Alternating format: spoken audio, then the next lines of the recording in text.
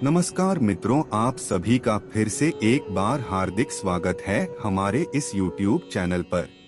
मित्रों, इस बार गुप्त नवरात्रि आषाढ़ माह के शुक्ल पक्ष के प्रतिपदा तिथि 19 जून 2023 से शुरू हो चुकी है और नवमी तिथि 27 जून को इसका समापन होगा।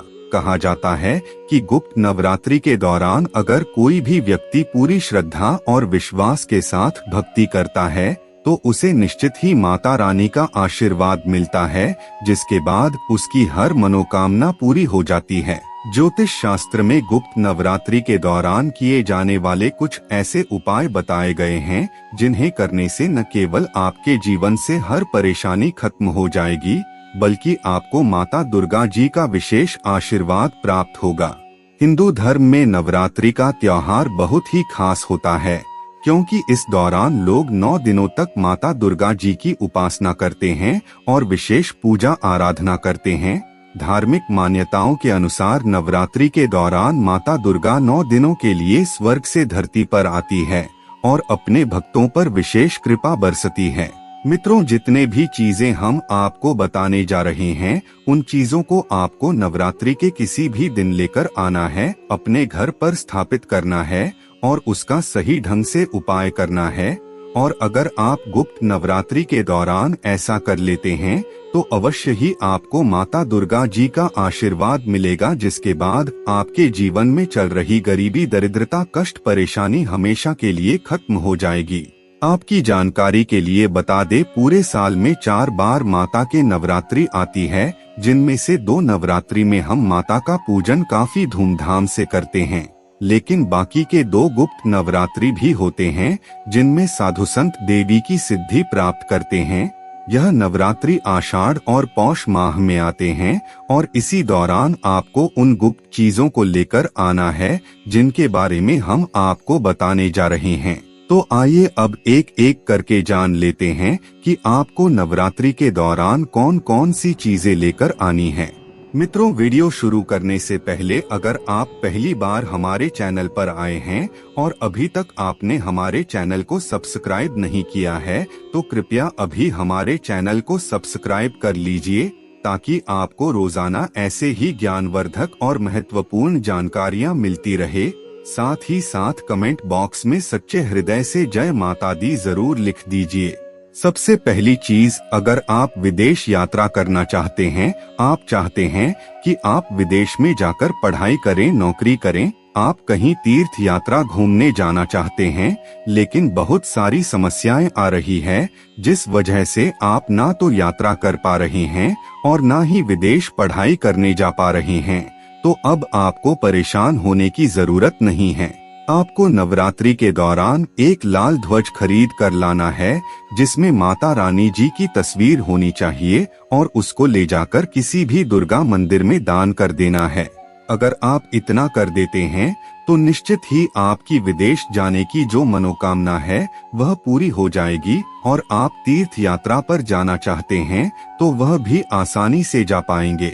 दूसरा उपाय, अगर आप आर्थिक समस्याओं से परेशान हैं, आपके पास पैसा नहीं टिक रहा है, धन आने के सारे रास्ते बंद हो गए हैं, तो इसके लिए आपको क्या करना चाहिए, ध्यान से सुन लीजिए। आपको नवरात्रि के किसी भी दिन एक चांदी का सिक्का लेकर आना है और उस चांदी के सिक्के को अपने घर के पूजा घर में रख देना है, जहां माता रानी जी की मूर्ति या तस्वीर लगी हुई हो। अब आपको सुबह शाम माता दुर्गा जी के सामने एक घी का दीपक जलाना है और 9 दिनों के बाद इस सिक्के को लाल कपड़े में लपेट लेना है और इसे मौली धागे से बांधकर अपने धन रखने वाले स्थान में रख देना है। अगर आप यह उपाय इस गुप्त नवरात्रि के दौरान कर लेते हैं तो आपको धन संबंधित समस्याओं से मुक्ति मिल जाएगी और आपके जीवन में इतना धन आएगा कि आपने कभी कल्पना भी नहीं की होगी।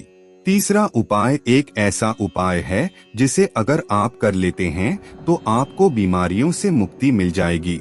आपने अक्सर देखा होगा कि घर में बड़े बुजुर्ग जो होते हैं उन्हें बीमारियां जकड़ लेती है, जिसका इलाज करवा कर थक जाते हैं, लेकिन फिर भी बीमारी से मुक्ति नहीं मिलती।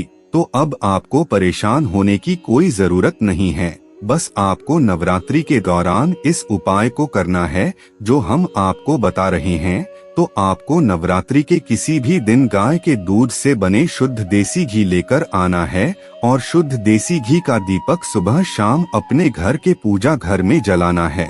अगर आप इस सरल से उपाय को गुप्त नवरात्रि के समय करते हैं तो आपके घर में किसी ने अगर काला जादू किया होगा या फिर आपके घर में किसी की नजर लगी हुई होगी तो इस तरीके के रोग से आपको मुक्ति मिल जाएगी। चौथी चीज एक ऐसी चीज है जो 10 रुपए की है, लेकिन यह आपकी सारी मनोकामनाओं को पूरा कर देगी। जैसे आपकी नौकरी प्राप्ति की मनोकामना है, धन प्राप्ति की मनोकामना है, या फिर आप चाहते हैं कि आपका व्यापार बिजनेस तेज गति से चल पड़े, तो इसके लिए आपको एक मौली धागे का बंडल खरीद कर लाना है। मौली धागा खरीद कर लाने के बाद इस बंडल में आपको 9 गांठें लगानी है और 9 मनोकामना बोलनी है और इस बंडल को ले जाकर किसी भी मंदिर में समर्पित कर देना है।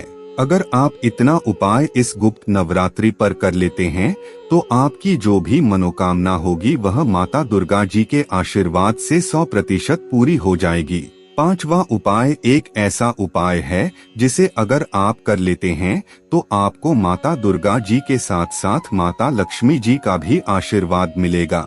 शास्त्रों में बताया गया है कि अगर माता लक्ष्मी जी की एक पीतल की मूर्ति नवरात्रि के दौरान घर लाकर स्थापित किया जाए तो यह बहुत ही ज्यादा शुभ होता है। इससे माता लक्ष्मी जी अत्यंत प्रसन्न होती हैं और माता लक्ष्मी जी अवश्य ही आपके घर पर वास करने आती है। मित्रों, आपकी जानकारी के लिए बता दें, शास्त्रों में लिखा हुआ है कि गुप्त नवरात्रों में साधारण लोग माता रानी की पूजा आराधना प्रकट नवरात्रों की तरह नहीं कर सकते, लेकिन आप गुप्त रूप से इन दिनों माता रानी की पूजा आराधना कर सकते हैं।